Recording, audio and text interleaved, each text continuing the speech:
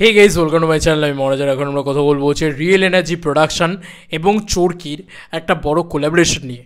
না, তোমরা শুধু ভাবছো হয়তো যে এই কোলাবোরেশনটা শুধু বরবাদের ওটিটি রিলিজ নিয়ে হলো। এটা কিন্তু এইখানেই সীমাবদ্ধ নাও থাকতে পারে। এটা একটা বিগ কোলাবোরেশন অ্যাকচুয়ালিতে হতে পারে এবং তার একটা ছবি খুব সুন্দরভাবে সামনে এসছে এবং সেটার মূল কাণ্ডারি কিন্তু মেগাস্টার শাকিব খান। নাহলে আমি কথা বলতে আসতাম না এই পুরো বিষয়টা নিয়ে। তো আমি জাস্ট বিষয়টা সেভ করে রেখেছি, আমি তোমাদেরকে দেখাই আগে। হ্যাঁ, খুব সুন্দরভাবে সেভ করা আছে আর কি।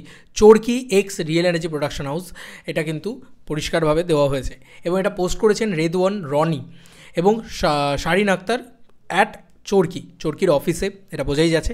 এবং রেদওয়ান রনি এবং শারিন আক্তার তারা রয়েছে।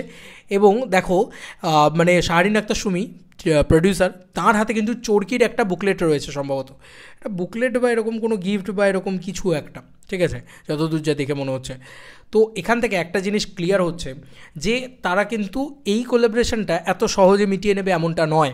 তাই মেগাস্টার শাকিব খানকে নিয়ে চরকিও পরবর্তীতে ছবি করবে, মেগাস্টার শাকিব খানকে নিয়ে রিয়েল এনার্জি প্রোডাকশনও পরবর্তীতে ছবি করবে। কারণ এদেরকে মাল করে দিয়েছে, লাল করে দিয়েছে রীতিমতো শাকিব খান। টাকায় লাল করে দেওয়া বলে না, সেটা করে দিয়েছে।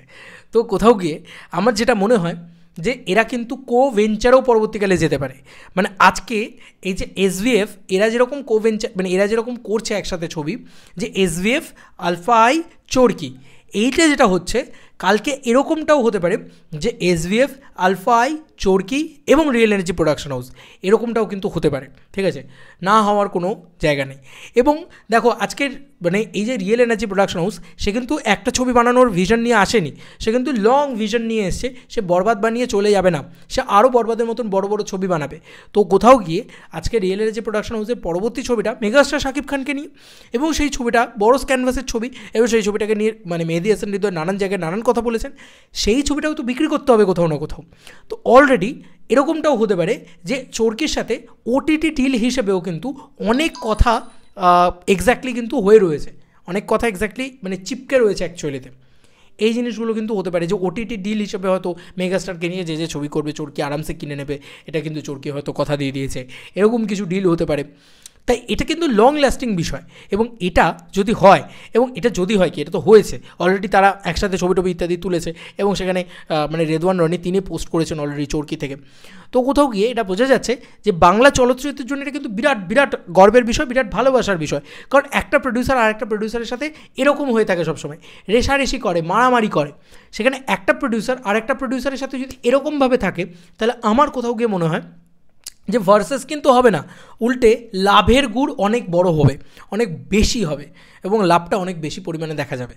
তো কালকে এরা সবাই মিলে যদি একটা বাংলা ছবি বানায়, তাহলে সেই ছবিটা কিন্তু কখনোই মানে 30 কোটি টাকা বাজেটের ছবি হবে না, 50 কোটি টাকা বাজেটের ছবি হতে পারে। এবং বাংলায় নির্মাণ করা সবথেকে ব্যয়বহুল ছবি সেক্ষেত্রে সেটাই হবে হয়তো। এখনও অবধি বরবাদ মানে কমার্শিয়াল ছবি বাজেটে সবথেকে ব্যয়বহুল ছবি, এবং তার পরবর্তীকালে হতে পারে তাণ্ডব, হয়তো তার থেকেও বেশি টাকায় নির্মাণ করা, জানি না এক্স্যাক্টলি, বলতে তো পারছি না। তবে এখন একটা জিনিস বড় কথা হচ্ছে যে কালকে এই ছবিগুলোর থেকে তো বড় ছবি বানাতে হবে শাকিব খানকে, কারণ শাকিব খান তো নিজের জন্যই নিজে চ্যালেঞ্জ, তাই না? তো তখন কিন্তু এই সমস্ত প্রডিউসারকে একসাথে আসতে হবে, কারণ মার্কেট সাইজটাকে কিন্তু শাকিব খান বড় করছে অলরেডি। এটা কিন্তু বুঝতে হবে যে মার্কেট কিন্তু 80-85 কোটি টাকার মার্কেট সাইজ করে দিয়েছে শাকিব খান, যেটা কেউ স্বপ্নেও কল্পনা করতে পারতো না। একটা বাংলাদেশ ইন্ডাস্ট্রি 5 কোটি টাকায় আবদ্ধ থাকতো। গলুইয়ে কেউ ভেবেছিল যখন গলুই রিলিজ করেছিল যে শাকিব খান 85 কোটি টাকার বক্স অফিস কালেকশন দিতে পারে? যদি কেউ বলতো ওই কথাটা ভুল বশত মুখ দিয়ে বলে ফেলতো, তাহলে লোকে হাসতো, খিল্লি করতো।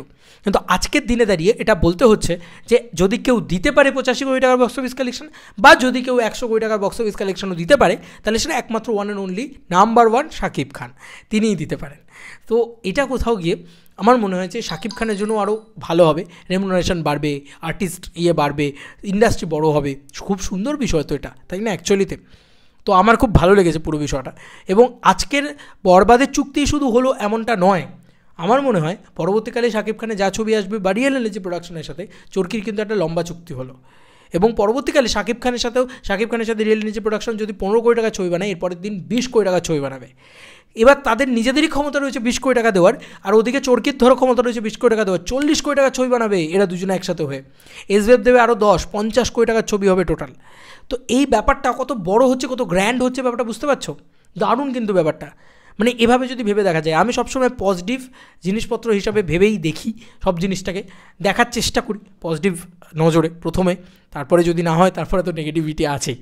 তবে আমার খুব ভালো লেগেছে অ্যাকচুয়ালি এই ছবিটা দেখে। আমার মনে হলো যে এটা শাকিব খানকে তার কেরিয়ারের আরও মধ্যগগনে নিয়ে যাওয়ার একটা জায়গা বা প্রচেষ্টা বা একটা দিক তো তৈরি হচ্ছে কোথাও গিয়ে বলা যেতে পারে। কারণ বাংলা ছবির সুদিন শুরু হয়ে গেছে, বাংলা ছবির স্বর্ণযুগ আবার যেন ফিরে এসেছে, সেটা এপার বাংলা হোক বা ওপার বাংলা, সব জায়গায় বাংলা ছবি দুর্দান্ত ব্যবসা করছে। তো এটা একটা দারুণ দুর্দান্ত বিষয়। তোমাদের কার কি মতামত এন্টায়ার ভিডিওটাকে নিয়ে জানিও কমেন্ট সেকশনে। চলো বন্ধুরা, নতুন কোনো ভিডিওতে দেখা হবে, বাই।